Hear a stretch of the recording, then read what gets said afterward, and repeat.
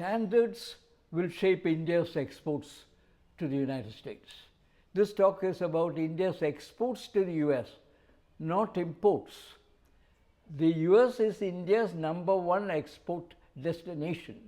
India's trade surplus with the United States is projected to exceed $90 billion annually, driven by the new trade agreements. At present, the surplus is about $41 billion. Now, this trade agreement should not be seen as about numbers, about tariffs, tariff numbers and tariff cuts. It's about alignment, standards, trust, supply chain security.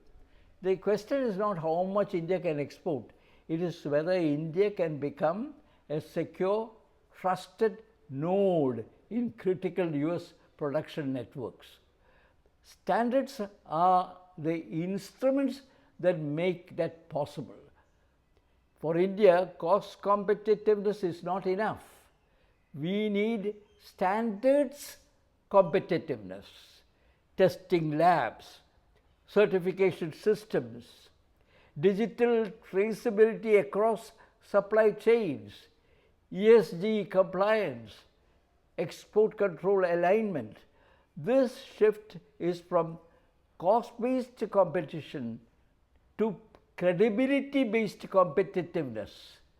The real test is institutional readiness, and undoubtedly institutions have to be backing this whole thing, because the main export effort to the United States is by MSMEs, and there is definitely a compliance burden and institutional support is required. But it's a strategic opportunity.